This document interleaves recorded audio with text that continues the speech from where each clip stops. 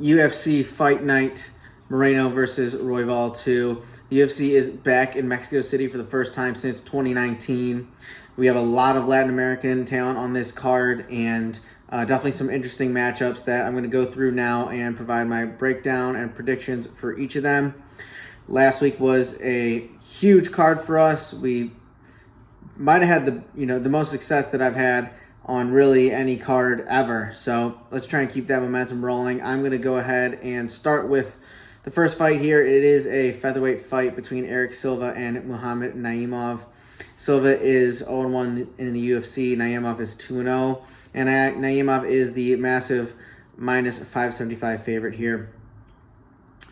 This is kind of an interesting matchup here. Naimov is fighting down in competition after he got a questionable win over Nathaniel Wood. I think if he, had a more convincing win in that fight, he'd be fighting a bit of more of a step up here. He's taking on a guy in Erik Silva whose sole fight in the UFC was a loss to Troy Brown. So that's just kind of tough. He didn't really get it done against Troy Brown, and I think Naimov is better than Brown. That being said, I definitely am going to be looking to fade Naimov sometime in the future, just not now. I don't think Silva has the tools to beat Naimov. I think Naimov finds a KO here in the second round after Silva scrambles for some takedowns. Next fight on the card is a flyweight matchup between Victor Altamirano and Felipe dos Santos. Altamirano is 3-2 in the UFC and is the plus 240 underdog. Dos Santos is the minus 300 favorite and is 0-1. Dos Santos is a shoot-to-box product. Same gym as Charles Oliveira, of course. He's a young prospect, only 23 years old. Had a matchup with Manuel kind of out of nowhere. I forget if that was a late replacement or if just no one else really wanted to fight Manuel, but he had a great scrap. Had his moments where he landed really clean on Manuel. I thought he had his opportunities to win that fight. Of course, the experience and just the talent of Manuel overcame in that matchup, but definitely Dos Santos showed off a good amount. Altamirano, on the other hand, is 33, coming off a loss to Tim Elliott, and he's just not too dangerous in his own right. I think Dos Santos finds a KO here. I think he's the more technical striker and just the better talent of these two, quite frankly. After that is another flyweight, the second of many. This matchup is between Ronaldo Rodriguez and Denise Bondar. Rodriguez is the minus 118 slight favorite. Bondar is the 102, is minus 102 in this matchup. Bondar is 0-2 in his UFC career, and Rodriguez is 16-2 overall, making his debut. Bondar lost his debut with a crazy freak injury. He's up against the cage, and I don't even know what he did, if he just dislocated his elbow or he messed his arm up really bad. And then he lost his next fight too, so he's a guy who I think people had high expectations for, but he's dropped 2 in a row. I don't really know much about Rodriguez, to be honest, but I'm pretty skeptical about the level of the guys he's been facing. I think Bondar wins a decision here. He can't lose 3 in a row, right? Next up is a lightweight fight between Claudio Puelles and Ziam. Puelles is the plus 165 underdog, 4-1 in the UFC. Ziam is 4-1 as well in his last 5 and is the minus 200 favorite. Claudio is coming back from his most recent fight, which was a loss to Daniel Hooker back in November of 2022. So this guy's had a long layoff. Don't know what he's been doing. Definitely hope he's been training. But so he's got that big question mark going into this fight. He's a grappling guy, but he's taking on more of a striker in Ziam. Ziam did beat Jai Herbert last year pretty convincingly. It feels like it's going to be submission or bust for Puelles here. I can't see him really being able to stand with Ziam, and it's just tough to rely on getting a submission against a guy who knows that all you're going to really do is sell out for a submission. I think Ziam wins a decision here, and keeps this fight on the feet long enough to just win it on the cards. Next up is another flyweight matchup between Edgar Chairez and Daniel Lacerda. This is the rematch here. Chairez was a big favorite the first time around. Now he is a minus 485 favorite. He's 0-1-1 in the UFC. Lacerda is 0-4 in the UFC. 0-4-1 in his last 5, I should say, and is the plus 370 underdog. First fight around, I mean, Chairez was well on his way to securing a submission victory. He had a tight guillotine in on Lacerda, and referee stopped it before, really before he should. He was probably moments away from putting Lacerda out, but they stopped it preemptively, and judges decided that it was a no contest, so that is why we were running it back here. This one seems pretty cut and dry to me. Lacerda, 4 up, 4 down in terms of losses. Should have had his 5th loss in a row in his last fight. I think Chairez finds a finish here. I say he gets a submission win here and sort of rights the wrong that was done to him before. So, yeah, definitely tough from Lacerda. He's a guy who, if you watched him shadow box, or if you watch him, just in the training room, I think people would be pretty impressed by him. He's a guy who just cannot, for the life of him, put it together, and I don't see why he would put it together now. Next fight on the card, you guessed it, it's another flyweight fight. It is Jesus Aguilar taking on Mateus Mendonca. Aguilar is the plus 114 underdog here, 1-1 in the UFC. Mendonca is the minus 135 favorite, and he is 0-2 in the UFC. Aguilar, you probably best know him for flatlining Shannon Ross in their matchup. His other fight was a loss to Tetsuro Taira. Super understandable. Taira is potentially the best grappler in the UFC. And Aguilar, being a grappler in his own right, you could tell that he was 3 steps behind that entire fight. But he's taking on a guy in Mendonca here who, is coming off of a loss to Nate Maness, where he pretty much showed absolutely zero fight IQ. He was content to let Nate Maness just repeatedly bash him in the face as he just went for a Hail Mary submission after Hail Mary submission. I think Aguilar is going to be the smarter fighter here, really. I just can't bring myself to back Mateus after that fight versus Nate Maness. I think Aguilar finds a submission here.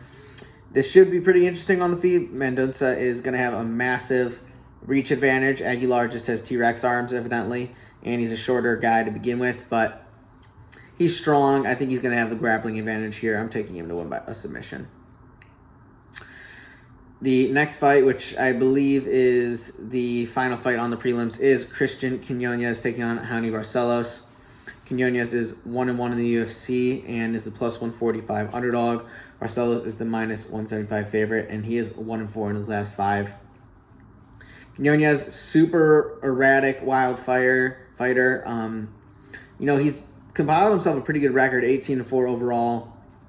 I think it's safe to assume a lot of those guys were cans. Not that he's unique in that fact of fighting a lot of lower level opponents, but it seems like he really stuck around, fighting scraps for a long time to compile a record like that, because he really hasn't looked quite as good as that record would indicate.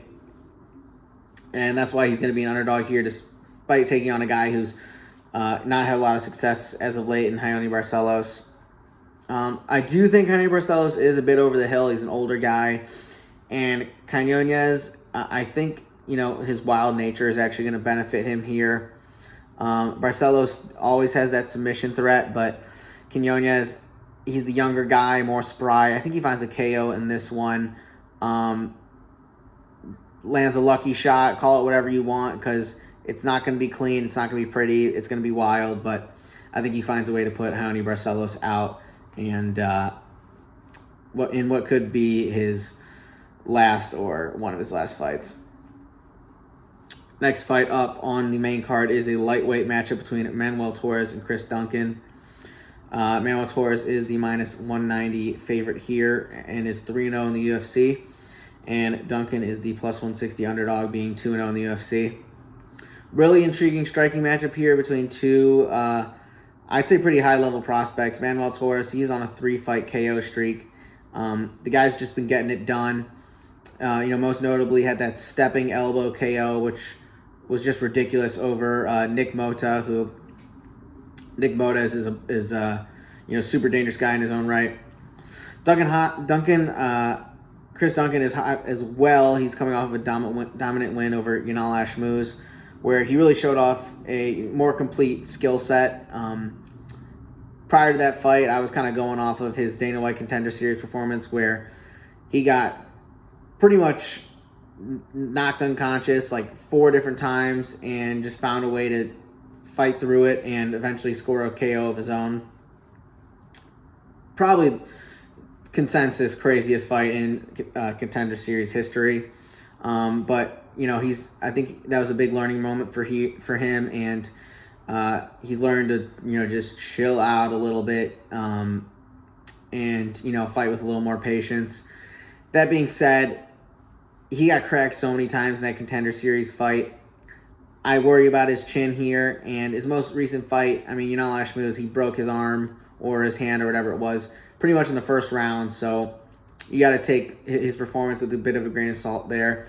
I think Torres keeps the KO streak alive here and finishes Chris Duncan in the second round. Torres is just super dangerous, I think Chris Duncan is, if he leaves one opening, I think Torres can take advantage of it and put him out. Next fight is a strawweight matchup between Yazmin, Jaregui, and Sam Hughes. Jaregui is the minus 575 favorite, 2-1 in the UFC. Sam Hughes, big 4-1 underdog, and is 3-2 in the UFC. Yazmin is coming off of a loss to Denise Gomes, where she was a minus 375 favorite. Just got put out pretty much immediately. But she was super a highly touted prospect before that, and it happens. It was the fight hadn't even gotten started. She didn't even have a chance to get comfortable, and she got rocked. So I'm going to look past that here. I don't think Sam Hughes has near the power that Denise Gomes has, and I think Jaregui is going to get a finish here over Sam Hughes. She's just going to be a lot faster, a lot more powerful, and she's going to have that confidence of not really being afraid of what's coming back her way. So that's why KO is the pick. Next up is a bantamweight fight between Raul Rosas Jr. and Ricky Turcios. Rosas is the minus 218 favorite here. 2-1 is in the UFC. Turcios is the plus 180 underdog and is 3-1 in the UFC. Turcios is the king of punch and air. He had put on a masterclass of whiffing in, against, I think it was Amin Zahabi it was. Interesting guy, but Raul Rosas is, he's got that grappling advantage, I think, to fall back on here. And I think he showed better striking in his last fight with that KO against Terrence Mitchell or whoever that was than really we've seen Turcios put on in his whole UFC career. Rosas, always the worry is maturity. He's only 19 years old. Physically, how's he going to stack up against a lot of these guys? I think he's just way more skilled of a grappler here, and I think he finds a sub win against Ricky Turcios. Next up is a lightweight matchup between Daniel Zellhuber and Francisco Prado. Zellhuber is the minus 270 favorite, 2-1 in the UFC. Prado is the plus 220 dog and is 1-1.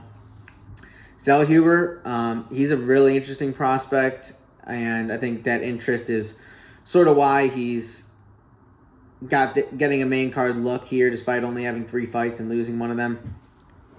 He's 24 years old, but he's tall, he's long, and he looks the part of just a super dangerous fighter with a lot of room to grow. He lost his debut to Trey Ogden, but he's won 2 in a row now, pretty convincingly, I should add. He knows how to use his reach, and he's just pretty tough to deal with on the feet. I think he's the more polished fighter between him and Francisco Prado, who's another young guy. Prado's much more erratic, leaves himself open. I think Zellhuber takes advantage of some of that sloppiness that we can see out of Francisco Prado and gets a KO win here.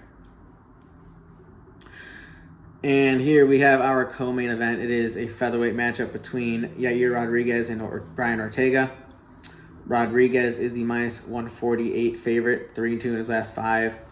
Ortega is the plus 124 underdog, 2-3 in his last 5.